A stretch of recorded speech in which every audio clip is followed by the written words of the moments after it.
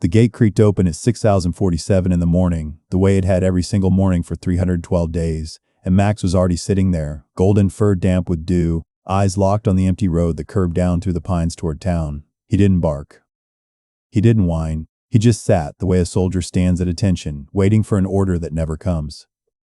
Somewhere behind him, in the small house with the peeling blue shutters, Ethan Carter's old Firefighter watch sat on a pillow that hadn't been slept on in almost a year.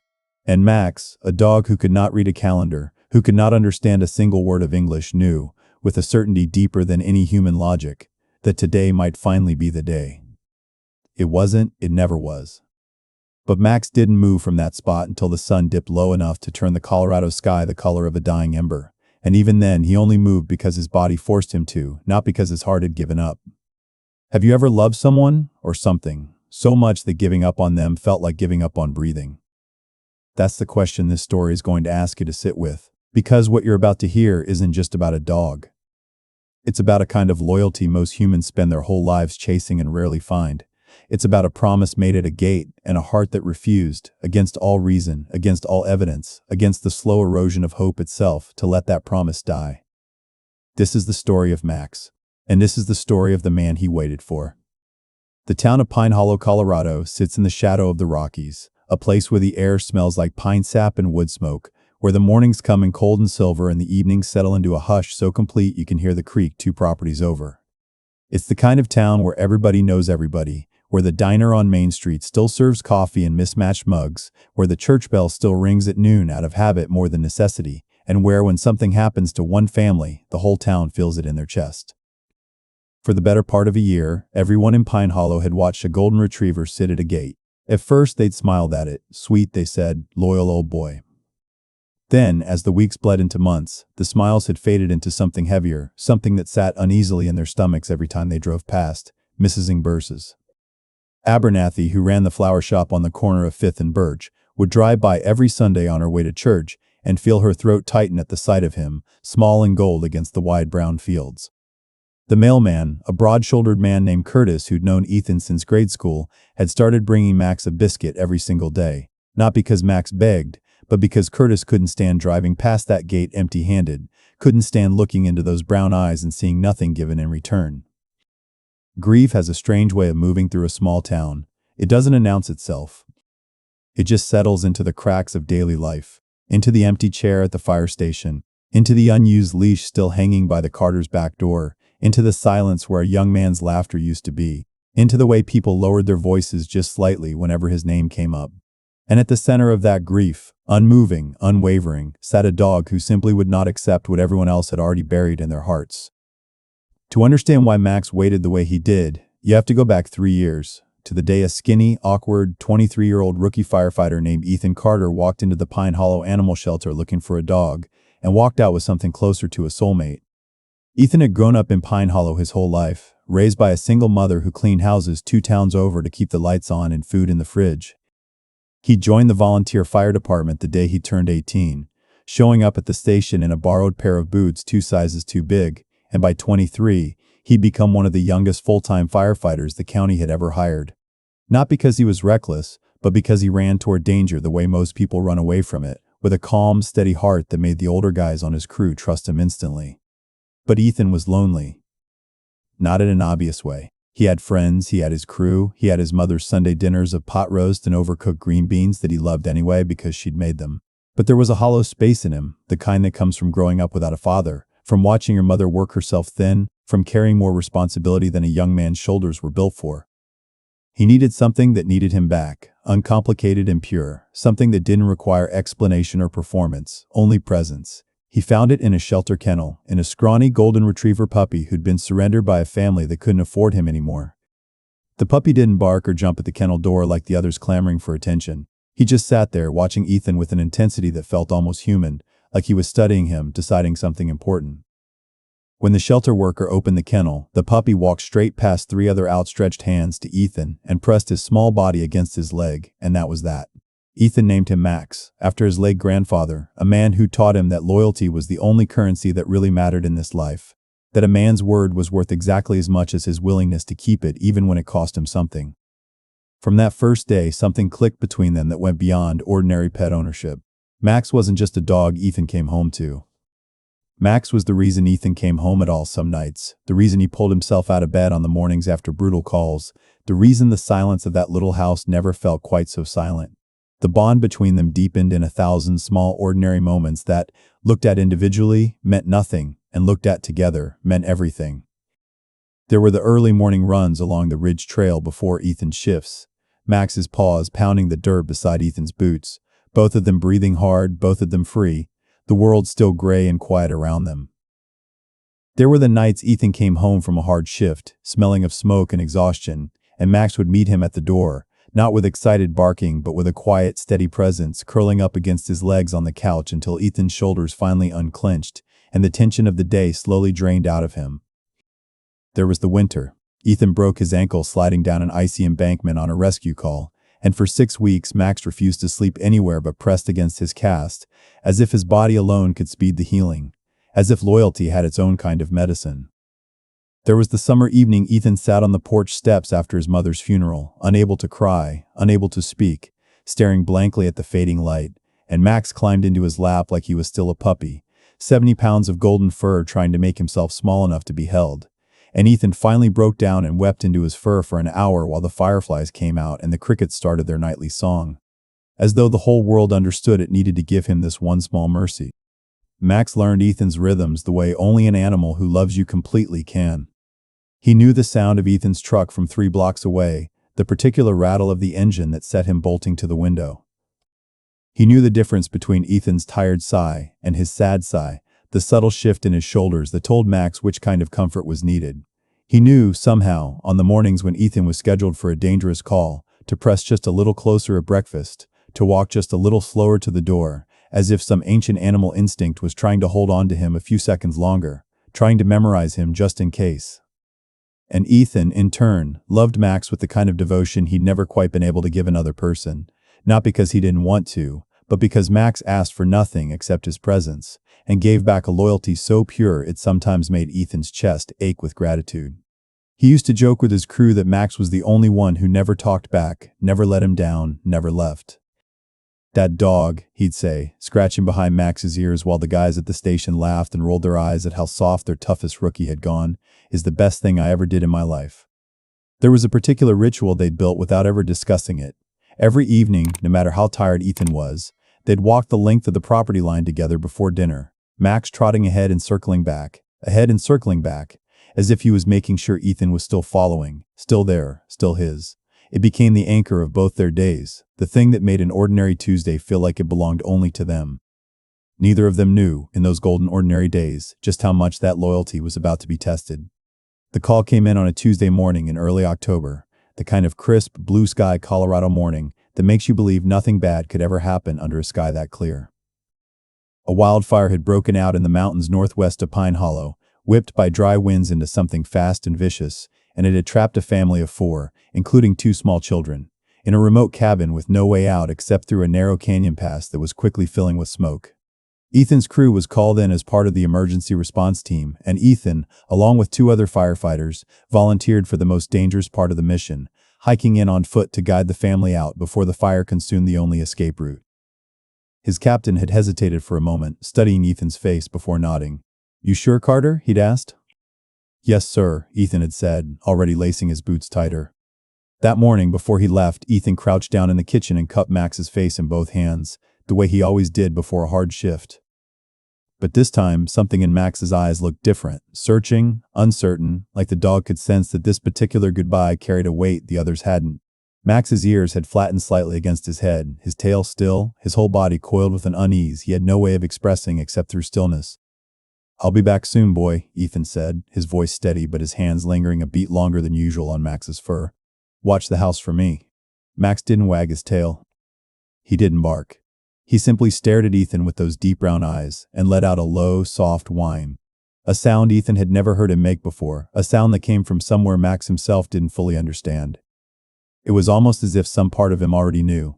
Ethan left through the front gate at 7015 that morning, his gear slung over his shoulder, his boots crunching against the frosted grass.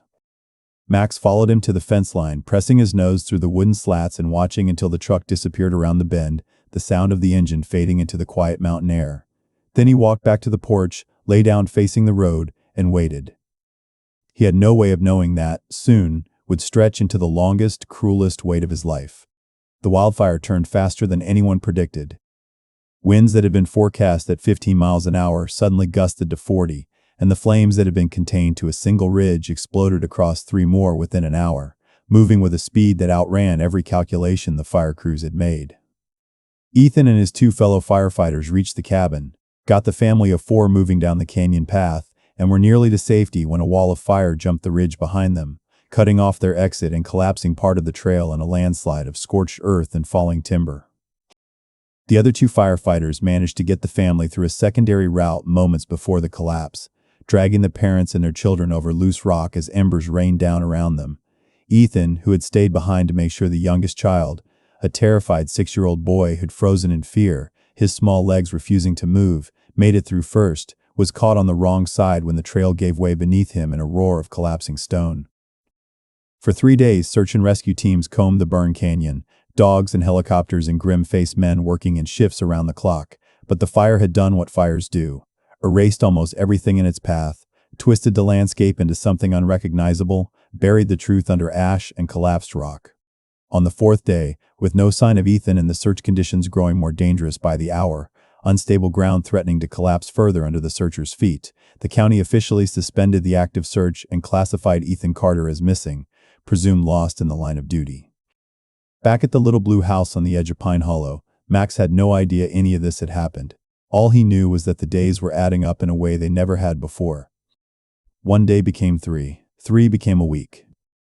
And each morning he sat at that gate a little longer, watching a road that stayed stubbornly, achingly empty, his body growing thinner as his appetite began to fade along with his certainty that this was just an ordinary absence. It was on the 11th day that the black government sedan pulled up outside the house, and 2 officials in dress uniform stepped out, their faces carrying the particular kind of gentleness that only comes from people who have delivered this exact kind of news too many times before, who have learned to hold their own grief steady so they can carry someone else's. Ethan's mother had passed 2 years earlier, so it was his Aunt Carol, listed as next of kin, who answered the door that afternoon, her hand flying to her mouth the moment she saw their uniforms.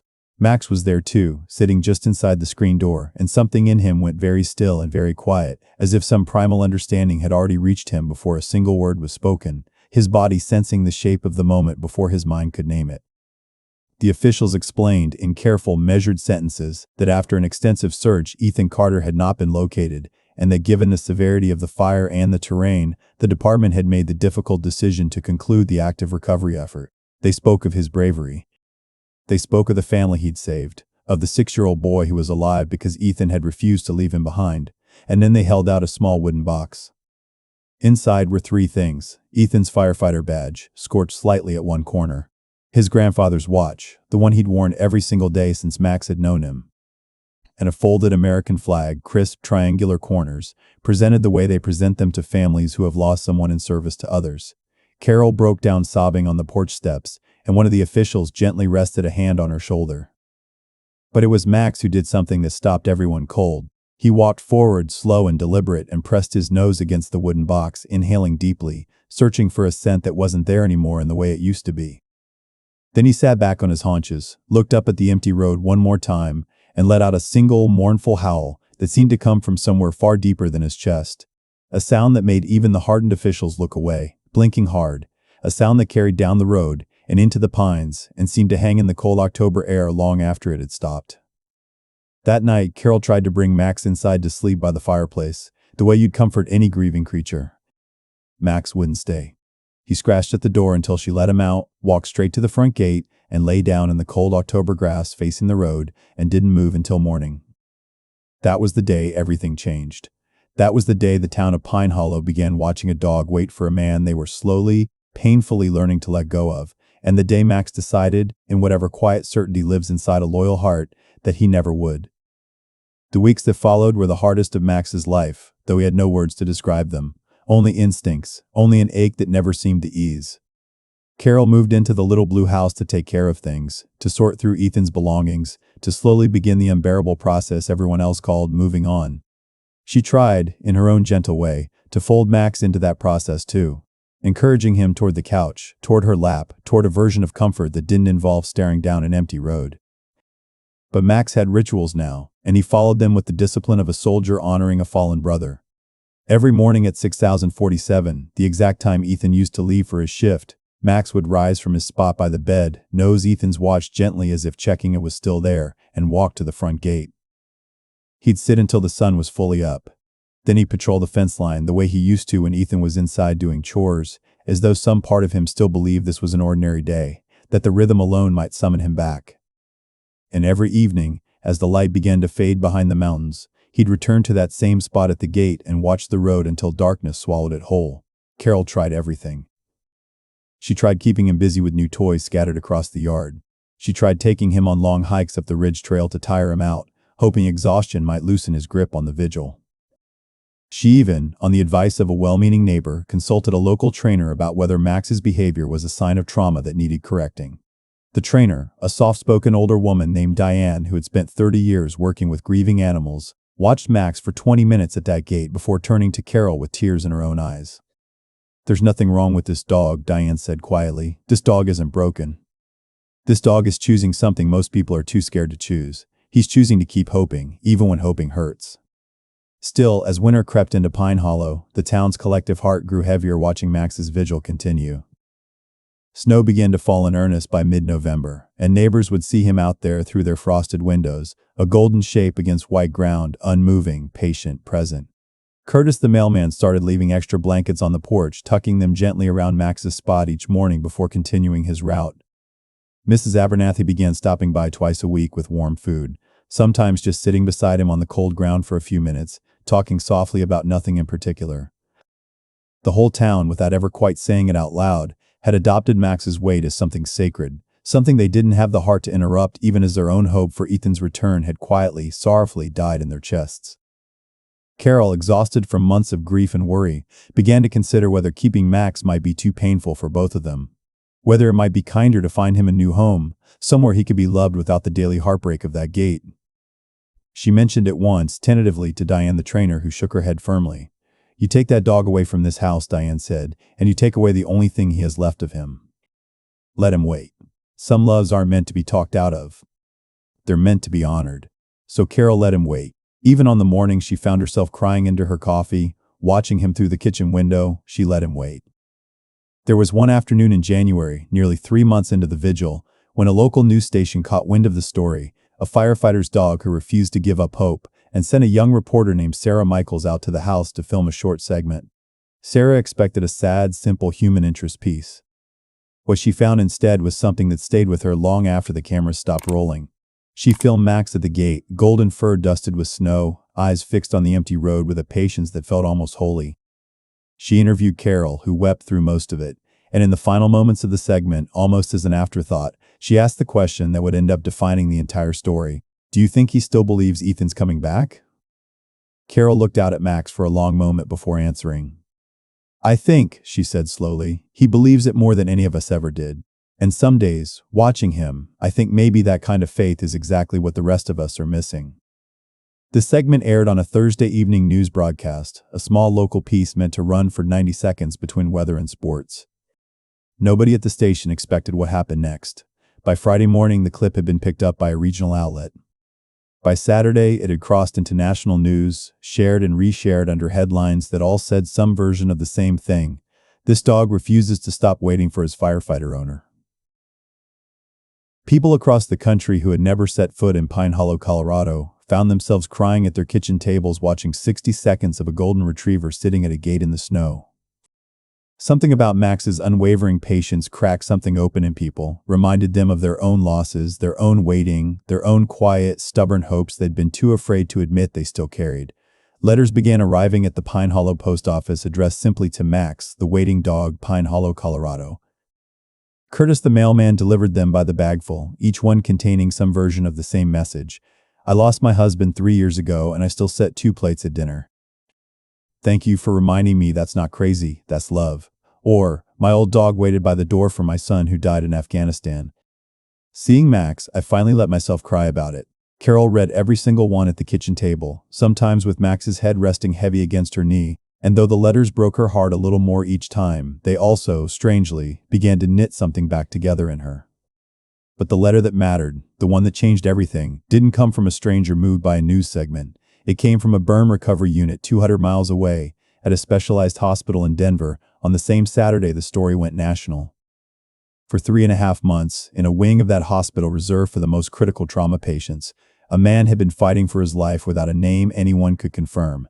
He'd been found by a secondary search team 8 days after the fire. Not in the collapsed canyon where everyone had searched, but nearly 2 miles downstream, where a flash flood triggered by the fire's destruction of the watershed had swept him into a ravine and, against every possible odd, into a shallow pool that had kept him alive but critically injured, suffering severe burns, a traumatic head injury, and no identification, his gear burned away, his face swollen beyond recognition. He had been in a medically induced coma for weeks to manage the swelling in his brain, and when he'd finally begun to stabilize, he'd woken confused, unable to speak clearly, unable to remember his own name, a John Doe in a hospital bed 200 miles from the town that had already held his funeral in their hearts, cared for by nurses who wondered every single day who was out there missing him. For months, hospital staff had tried every avenue to identify him. Dental records that hadn't matched anyone in the local missing persons database, since the Pine Hollow search had been so far from where he was found that nobody had thought to cross-reference. It wasn't until a nurse named Patricia, scrolling through her phone during a break, saw the viral news segment about a dog waiting for his missing firefighter, that something clicked. She looked at her patient's chart. Burn injuries, approximate age, found near a wildfire zone in Colorado, roughly the same time frame, and felt her hands start to shake. She pulled up a photo the hospital had taken of the patient months ago, before the swelling had gone down, cross-referenced it hesitantly against a photo of Ethan Carter from the news segment.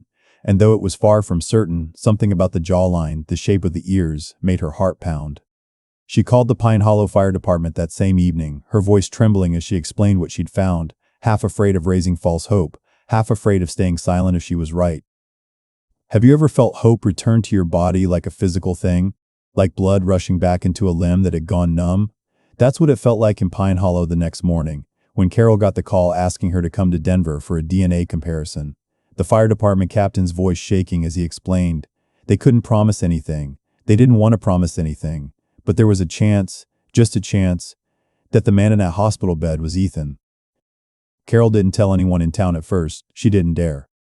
She drove to Denver alone that same night, her hands trembling on the steering wheel the entire 200 miles, praying in a way she hadn't prayed since she was a little girl, bargaining with God for something she barely allowed herself to hope for. The highway stretching endless and dark ahead of her headlights. She stood outside the hospital room for almost 10 minutes before she could make herself walk in, her hand hovering over the door handle, terrified of hoping and terrified of not hoping enough.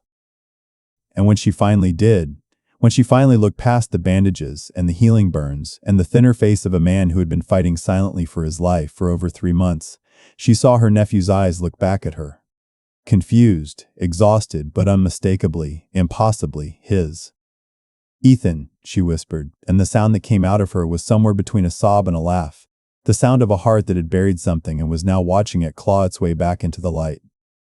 It took another 6 days of medical confirmation, of careful conversations with doctors about Ethan's recovery, of Carol driving back and forth between Denver and Pine Hollow trying to hold both worlds together, before the news could finally be shared with the town.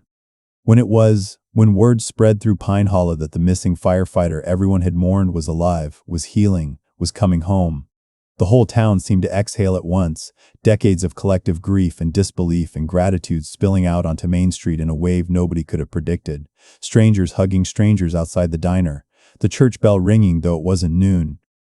But through all 6 of those days, nobody had told Max anything because there was no way to tell a dog. All Max knew was what he'd always known, the gate, the road, the wait. He had no idea that 200 miles away, in a hospital bed, the man he was waiting for was asking, in a voice still raw and unfamiliar from months of disuse, the very first coherent question he'd managed to form since waking from his coma. "Where's my dog?" The morning Ethan came home was the second Tuesday of February, 6 days after Carol's tearful confirmation, nearly 4 full months after he'd walked out that same gate promising to be back soon. The doctors had cleared him for transport, still weak, still healing, still moving slowly with the careful gait of someone whose body had been through more than a body should ever have to survive, but alive, and finally, mercifully going home. Carol had begged him to let her carry him in, to make it easy, to skip the walk. Ethan had refused. He wanted to walk through that gate on his own 2 feet, no matter how long it took, no matter how much it hurt. The car pulled up to the house just after 6,040 in the morning, the sky still holding on to the last gray blue of dawn, frost silvering the grass.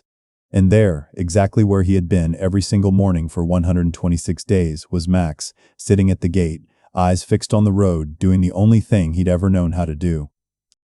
For a moment, when the car door opened and a figure stepped out, thinner than before, moving slowly, wrapped in a jacket too big for his frame, Max didn't move. His whole body went rigid, ears lifting, nose working furiously at the air, some deep animal part of him refusing to trust what his senses were telling him, because trusting it and being wrong would have been more than his heart could survive one more time. Then Ethan spoke, his voice cracked and unfamiliar from the trauma, but underneath it, unmistakably, achingly, the same voice that had made a promise at this very gate 4 months ago. "Hey boy," he said softly. "I told you I'd be back." And Max broke. He crossed the distance between them in a blur of golden fur and desperate joy, a sound tearing out of his chest that was half bark, half sob, the kind of sound that doesn't have a name in any language because it belongs to something deeper than language. He hit Ethan's leg so hard that Ethan nearly lost his balance, and Carol rushed forward to steady them both, but Ethan just sank down onto his knees right there in the frosted grass, wrapping his arms around Max's neck, burying his face in fur that smelled exactly the way he remembered, and both of them, man and dog, shook with the same overwhelming release, 4 months of unbearable waiting collapsing into a single, impossible moment of reunion. Neighbors who had gathered at a careful distance, Curtis the mailman, Mrs. the Assens, Abernathy, Diane the trainer, half the fire department in their dress uniforms, stood there openly weeping, watching a dog who had refused to accept a world without hope finally get proof that his faith hadn't been foolish. It had been exactly, precisely right. Max didn't leave Ethan's side for the rest of that day, or the day after, or really, in any meaningful sense, ever again. He slept pressed against Ethan's legs every night for the first month, as if his body needed constant confirmation that this wasn't a dream he'd wake from. He carried Ethan's watch to him every morning, the same watch that had sat untouched on that pillow for 4 months, and dropped it gently in his lap, a small daily ritual that Ethan came to understand as Max's way of saying, "I kept this safe, I kept everything safe, waiting for you." Ethan's recovery took the better part of a year.